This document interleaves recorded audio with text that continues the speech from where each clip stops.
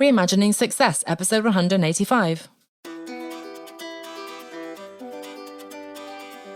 You're listening to Reimagining Success, the podcast where we help you reimagine your future, designing a life and career beyond the 9 to 5 that allows you the freedom, flexibility and fulfillment that you've been dreaming of.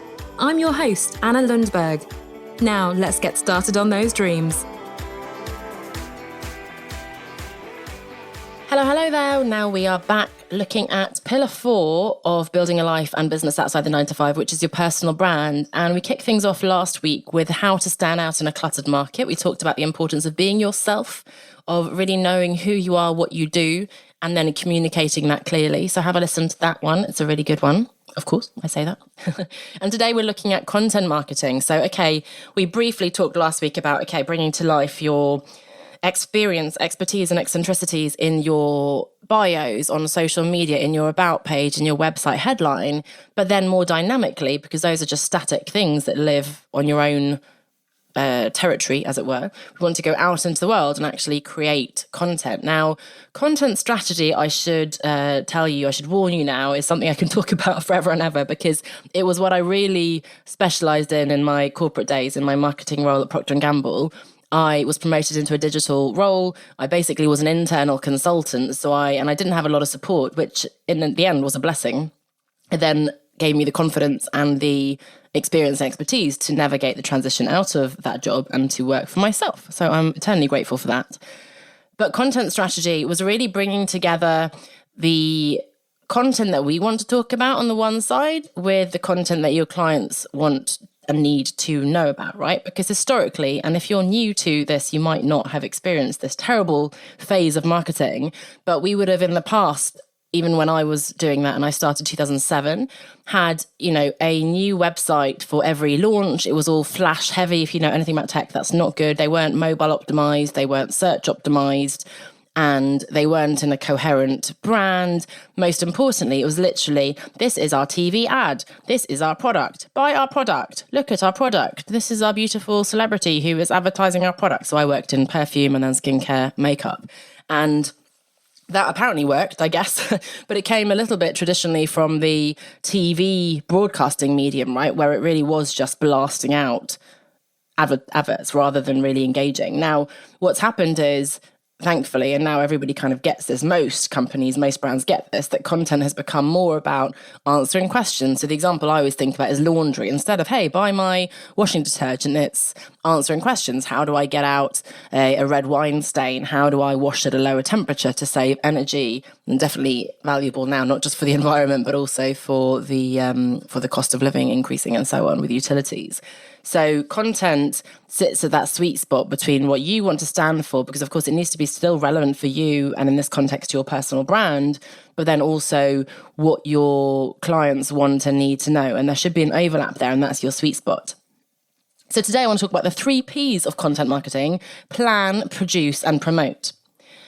Because I talk a lot about creating content. And again, even when we began to talk about content in my corporate days, we talked about content is king, which, why is it not queen? I don't know, but there you go. Content is king. And then since then, various people have kind of adapted that, right? But yes, at the time, content is king was a really important message. But again, as we said last week, it's such a cluttered market now. There is so much content that it's not just about creating content. In particular, and I hold my hand up here, again, I'm being very relatable and down to earth and admitting this transparent for you. I tend to err on the side of creating a huge amount of content. In fact, my partner the other day was saying, does everyone else do a podcast a week? Do you need to do a podcast a week? I've really tried to scale back my social media. There are people, experts who say, you've got to post, 5 times a day on Instagram and 3 reels a day and so on. I do now Mondays, Wednesdays, Fridays, more or less. I do reels when when the mood takes me. The same on LinkedIn, I think. Facebook group, we do a bit more because that's people who are really part of my community. I do a weekly podcast. We do a video. So I do a lot. I'm writing articles both for my annalundberg.com as well as pitching the media and getting paid or not for those articles. And I'm about to start writing. Hopefully, when you listen to this, I have started writing my next book finally. So that's going to be coming out later in the year. So I focus a lot on creating. However, there are 2 elements that we're missing from creating. The first is the step before, and the second is the step after. Now, starting with the step before, that's the planning. when you first begin, well, in fact, maybe you'd let me know, you tell me, message me and let me know where you are in the spectrum.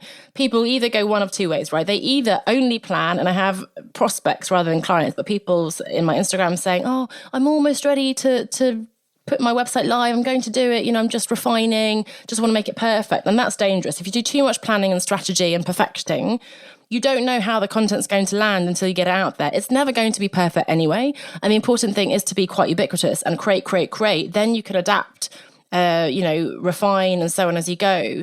I've found, and I've shared this before, that live video is incredible because I say and my hair's a bit out of place and it doesn't matter.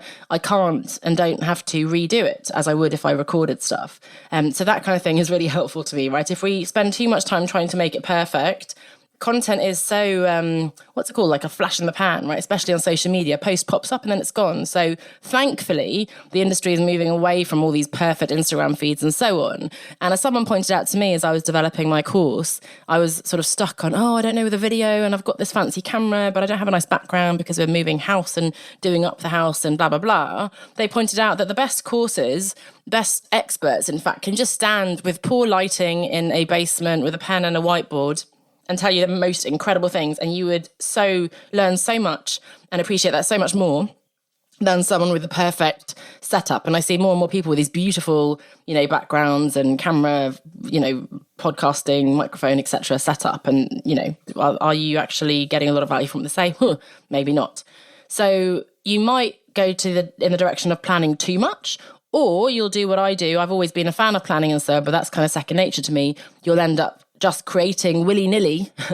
To be fair, I don't do willy-nilly, but if you do I just feel like posting this, and then a few weeks pass, I haven't done a newsletter in a while, and then you create something, I've got a bit of energy, I'll do a few videos, and then it goes away. Consistency, everyone says this now, thankfully, is so crucial for your own habits and routine, for your discipline, for you to feel satisfaction, as well as for your audience to get a consistent message consistently from you. Initially I started with my blogs, I think once a month, the newsletter once a month. And of course, nobody would have complained at the beginning, especially, hey, I didn't get an email from you this week. But for me, it was crucial because having that date in the diary, I knew that I had to push it out. And I think I never missed it, maybe once or something, but I generally didn't. So planning is the step that comes first, producing. And then finally, the step that we often miss is actually promoting. And I don't necessarily mean putting money on it. I used to do some ads, boosting posts and so on Facebook. I don't do that at the moment for various reasons, but I quite like the organic approach. However, it means actually publishing it. Yes, you have to publish it into the world for people to see it. It means re-promoting, because me just pushing out a podcast episode, I've now got 200 episodes that are out there, but we re-share again in my Facebook group.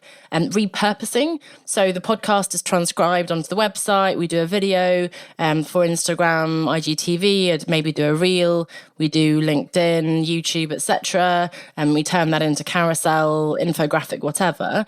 And of course, again, resharing later on, right? So actually, and I've seen a sort of a stat which is kind of 20% creating, 80% promoting. I don't know if that's right. It's always hard to put a number on it. But certainly, I certainly need to lean into promoting more than creating, right? Because I've got everything now. I've got a lot of content. I almost don't need to create content, although I like to keep things up to date and add and evolve and so on with my thinking. And of course, I need to stay top of mind with my audience. But the truth is, I should, and you can hold me to account here, spend more time promoting the content that I already have. I have my Business Accelerator Masterclass that I can promote. I have my 3 lead magnets resources that are really great quality, comprehensive resources. And of course, I have my programs. I now have my new course, another plug, onestepoutsidecom/course. It's the Business Academy. It's, what is it now? I think it's 20 modules or 20 videos, 20 steps, I call them, 5 modules on my 5 pillars of building a life outside the 9 to 5. And so videos, worksheets, that's an incredible resource. I spent years putting the thinking and developing the frameworks for it. And then, of course, weeks and months now putting together the slides and recording the content as well. So that's a hugely valuable resource. And I now need to focus on putting that out there, promoting it. So let's walk through it again. Planning. Yes, it might seem spontaneous and fun and easy, but if you're just going live and posting whenever you feel like it, number one, you're going to be inconsistent and non-strategic. And number two, it's really hard to come up with things on the fly. The one thing I do play around with the reels a little bit on Instagram, because as of recording this, they are getting, thousands of views compared to my posts that only get a few views in the feed. So there, what I do is I scroll through, 5-10 minutes in the bath in the morning or whatever, having a coffee, find some sounds that I think would be appropriate. And then if I feel like it, if I have an idea, I'll record a couple. So that's a little bit spontaneous. I've started to try to record maybe 3-4 in one go, because then I have them on the phone in my drafts and then I can push them out.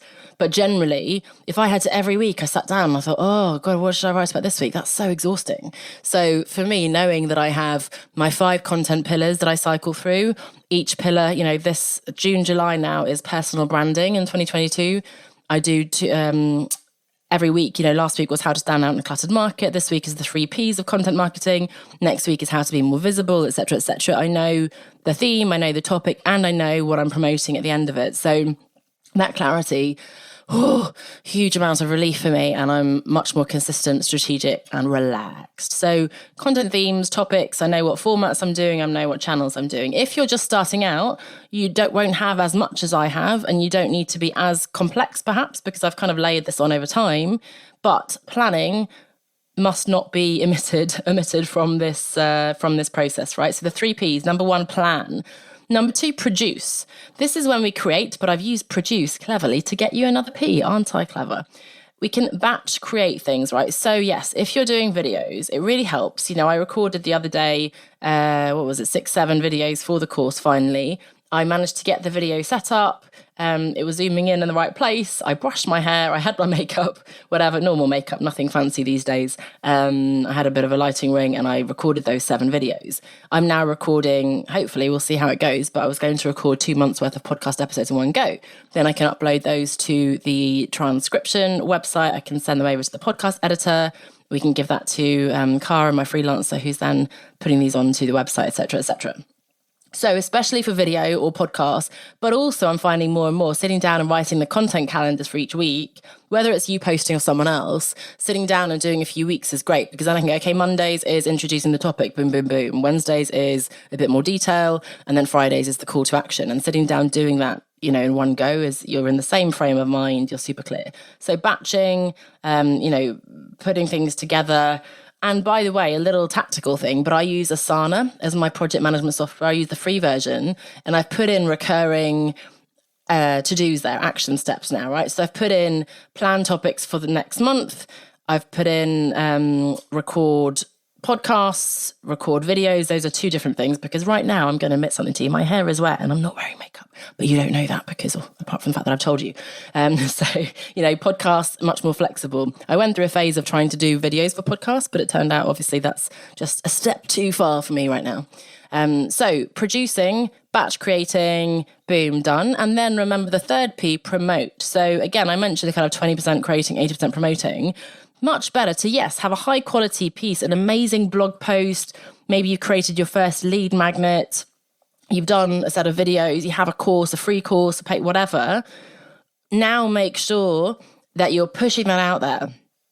Make sure that you're posting about it multiple times. People need to see you, and not the same thing, but they need to see it, 7 times, 13 times, 25 times, whatever they say now, to actually then remember and to come into your ecosystem and buy from you. So multiple touch points. You might feel like you're pushing things out again and again, but I'll promote the masterclass again and again. And then somebody will say, what masterclass? What are you talking about? So, you're very deep in your business. Your audience is busy. They just don't care. They maybe read it on the bus or on the loo or wherever, and they've forgotten about it. So a little prompt, a little extra poke is always good.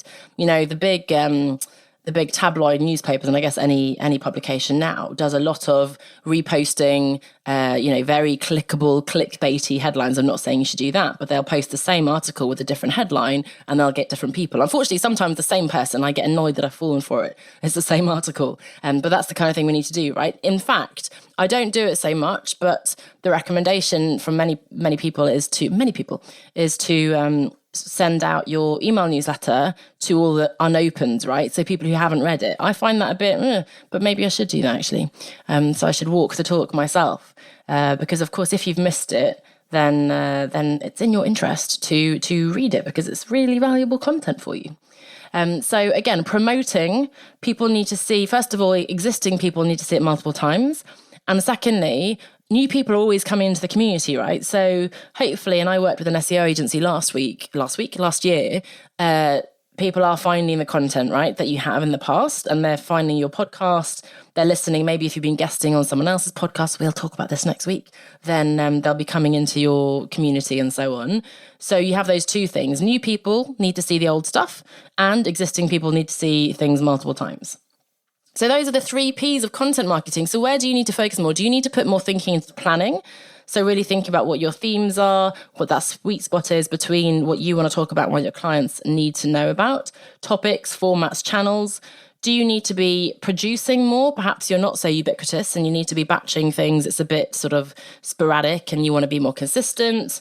I can't tell you how amazing it is when you've done, like now I will have done all the podcasts hopefully today. I will next week, I think on Monday, record the videos then, and then I can just hand those over and I can relax for a few weeks before it starts again. In the meantime, that's how I was able to finish my course, because I'd already batched all the sort of day-to-day weekly content, right? So that was when I could actually do the business development and the real creation that's going to drive the business. And that's hopefully now ongoing going to be how I'm going to write the next book, because I've already then streamlined this. I've done the day-to-day, that's happening. And in the meantime, I can work on that kind of legacy piece of doing something else. So where was I? I've gone off on a tangent. Produce, or do you need to be promoting more? Like me, do you have a lot of content that people aren't seeing? How can you put that on different channels? If you're on a particular channel, let's say you've chosen Instagram and LinkedIn, a bit diverse, right? Because Facebook and Instagram are both owned by Mr. Zuckerberg. But let's say LinkedIn and Instagram, use everything on there. Use the medium to its full capacity. So yes, on Instagram, if you're posting, do try the different things like carousels and individual posts and quotes and whatever. Make sure you have a call to action, do stories, do lives. I did a couple of lives yesterday for the first time in ages. And, it's just throwing some extra into the mix. Have a go at reels. You don't have to do the dancing and pointing, etc. You can literally just talk and maybe put a little bit of music in the background. But use the platform to its full capacity. Same with LinkedIn now. I actually don't use the stories. Again, I need to walk the talk, but I do posts and articles, videos, and I've tried lives and so on, right? So maximize your visibility. And that is a good place to end, because that's what we talk about next week, how to be more visible. 3 Ps of content marketing: plan, produce, promote. I'll see you next week. Are you an experienced corporate professional who wants to find a way to translate your skills and experience into profitable business? A new business owner who's been running so far on trial and error and now wants to be more strategic and systematic? Or perhaps an established entrepreneur who wants to revisit and maybe change some of the fundamentals to take your business in a new direction? I have something for you. It is the new Outsiders Business Academy. This is a self-paced course for you to work through in your own time to learn and implement the foundations of building a profitable business that lets you escape the 9-to-5 for good. Find out more and grab your spot at onestepoutside.com/course. That's onestepoutside.com/course.